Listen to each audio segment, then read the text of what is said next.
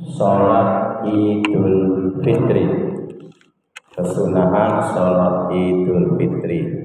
Ada beberapa hal yang perlu kita lakukan sehingga ketika kita menjalankan sholat Idul Fitri banyak fadilah keutamaan yang kita dapatkan dari kesunahan yang kita lakukan. Yang pertama, mandi besar dengan diniati untuk melaksanakan sholat Idul Fitri.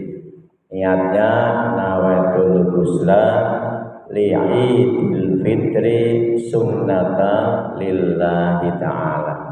Silakan Bapak Ibu ketika mau berangkat sholat Idul Fitri, kita lakukan lebih awal dengan mandi besar. Mungkin kalau Bapak Ibu mandi besar sudah tahu, ya, dan saya pikir juga yang lainnya sudah tahu, dan tinggal niatnya. Niatnya adalah nawaitul ghusla li'idil fitri sunnata lillahi ta'ala. Selanjutnya Bapak Ibu yang dirahmati Allah Subhanahu wa taala, kesunahan berikutnya adalah makan dan minum sebelum sholat Idul Fitri.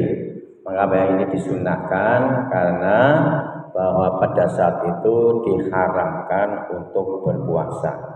Salah satu waktu yang diharamkannya adalah ketika Idul Fitri ataupun Idul Adha.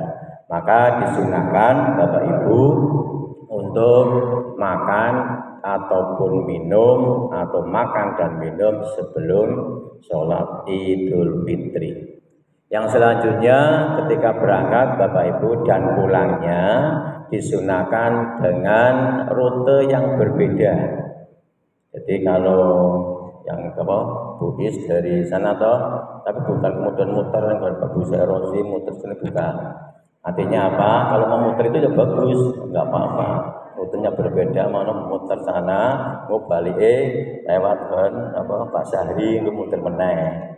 Ya itu boleh, semakin jauh semakin bagus karena setiap langkah menjadi nilai ibadah. Kalau sekarang jalannya kan cuma satu toh, yang ketika berangkat lebih sebelah kanan ke kiri toh, terus balik sebelah kiri. Ini sebenarnya luar biasa maknanya karena Idul Fitri itu kan buahnya berarti one way. Ya kan kalau berangkat ke sini, kok pulangnya ke sini kan bagus, jadi tabrakan. Ini kalau di tempat yang sangat ramai. Dan ini disunahkan Bapak Ibu dengan rute yang berbeda. Selanjutnya Bapak Ibu yang dirahmati Allah Subhanahu wa taala, pada saat itu disunahkan untuk memperbanyak takbiran.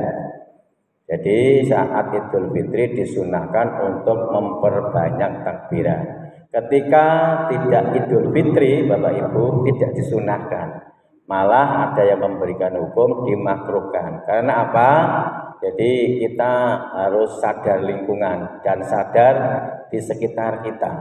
Artinya sadar lingkungan bahwa ketika di takbiran, jadi orang-orang yang sudah dimakamkan di alam kubur merasa iki wis bodoh.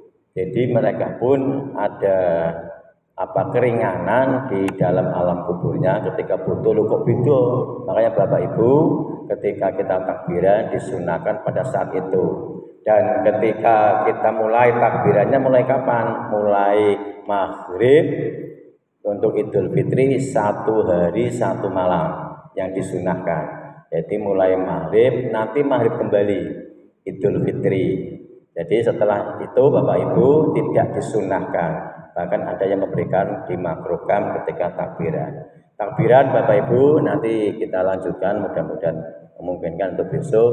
Selanjutnya Bapak Ibu yang kami hormati, tadi untuk rute, kemudian memperbanyak takbiran. Selanjutnya memakai pakaian yang baru. Makanya kalau Idul Fitri, kalau di desa-desa tuku baju, tuku sarung, tuku peci, tuku mukena, itu biasanya nunggu bodoh. Itu tidak tanpa alasan ternyata.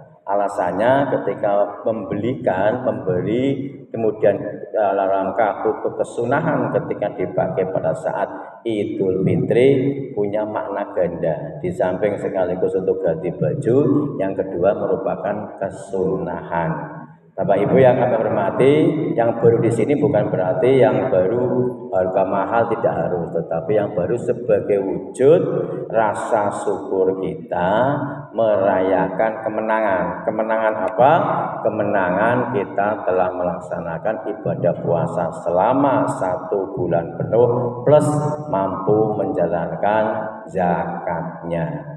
Itu Ibu Bapak yang dirahmati Allah Subhanahu wa taala. Mudah-mudahan Allah Subhanahu wa taala memudahkan kita semuanya dalam menjalankan kesunahan-kesunahannya, dan kita diutamakan oleh Allah karena mampu menjalankan kesunahan. Mudah-mudahan bermanfaat. Allahumma muwaffiq ila aqwamit thoriq. Wassalamualaikum warahmatullahi wabarakatuh.